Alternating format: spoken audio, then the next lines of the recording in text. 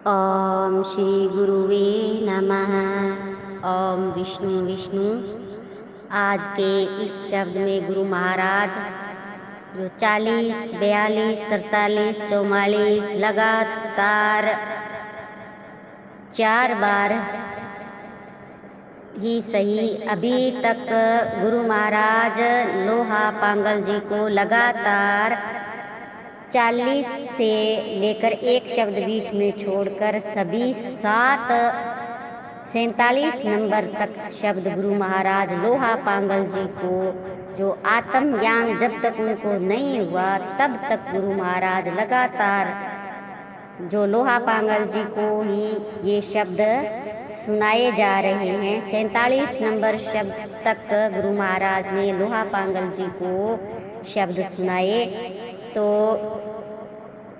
जो गुरु महाराज इस तरीके से जो लोहा पांगल जी को ज्ञान पे ज्ञान देते हुए कितनी बारीकी से समझा रहे हैं। हम भी जैसे एक चीज़ यहाँ समझें कि गुरु महाराज के इतने सुंदर शब्द सुनने को मिले, इतना उत्तम ज्ञान हमें भी मिला, क्योंकि ज्ञान हर प्राणी मात्र के लिए बोले हैं गुरु महाराज ने।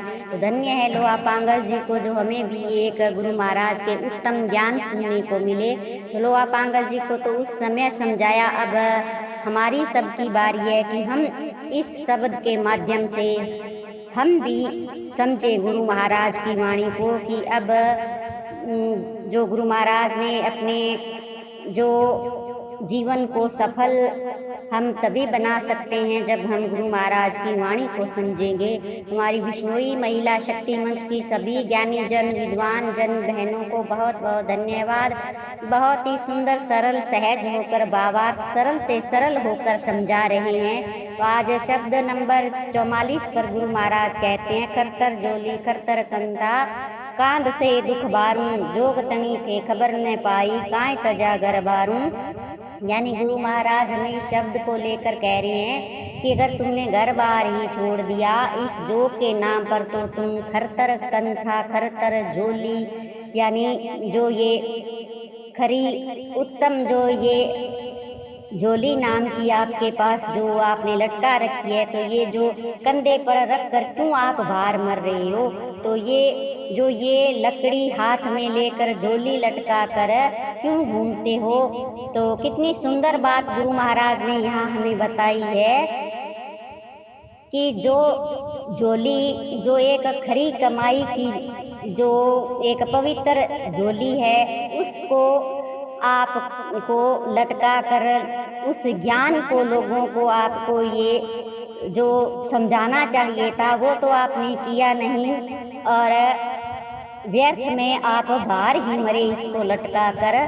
तो आगे गुरु महाराज कहते हैं कि ले सुई धागा सीवन लागा करण कसीदी में खलियो जड़ जटा दारी लंगे न पारी वाद विवादी बेकरनो।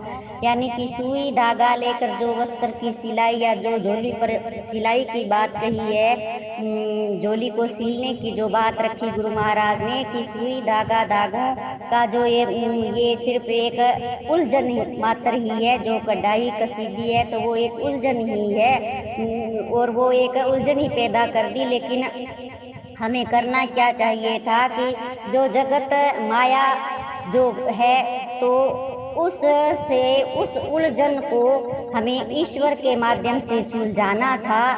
अच्छी ज्ञान की बातों से ज्ञान से हमें उस चीज को सुलझाना था। यानी गुरु महाराज यहाँ पर पाखंड के खिलाफ ढोंग के खिलाफ हमें ये शब्द सुना रहे हैं। ये कोई सिर्फ ऐसी बात नहीं है कि जो योगी है या योग के लिए नहीं कहा, बल्कि गुरु महाराज ने यहाँ पर जो एक गलत धारणा हम बना लेते हैं, एक ढोंग पाखंड बना लेते हैं, उस चीज के बारे में गुरु महाराज ने कहा कि उसे हमें सावधान किया गुरु महाराज ने। और हर समस्या का हल हमें इसी शब्द में समझाया कि हमें किस तरीके से इस पाखंड से बचना कैसे चाहिए, ये भी गुरु महाराज ने हमें इस शब्द के माध्यम से बताया है। तो गुरु महाराज कहते हैं कि आप गुरु महाराज कहते हैं कि समय ही हमने बर्बाद किया। तो जटा बढ़ाकर योगी तपस्वी जो कहलाने से तो पार नहीं उतर सकता। जब तक व्यर्थ वाद विवाद कुतर्क करते हुए गलत कार्य में ही हम पर्वत रहे। तो गुरु महाराज कहते हैं कि थे वीर जपो बेताल जाओ काय न खोजो तंत्र कणो, यानी भूत प्रेत बेताल आदि का जब ध्यान करते हो तो वो योगी सिद्ध कहते हो, किंतु परमात्मा के प्रति जो परमात्मा के तत्व रूप को नहीं खोजते, तत्व प्राप्ति बिना अपने को योगी कहना यह तो पाखंड ही है। पाखंड ही पाप का मूल है। तो यहाँ गुरु महाराज ने पाखंड के खिलाफ हमें कहा कि इस पाखंड से आप कोई सिद्ध पुरुष नहीं हो सकते हो।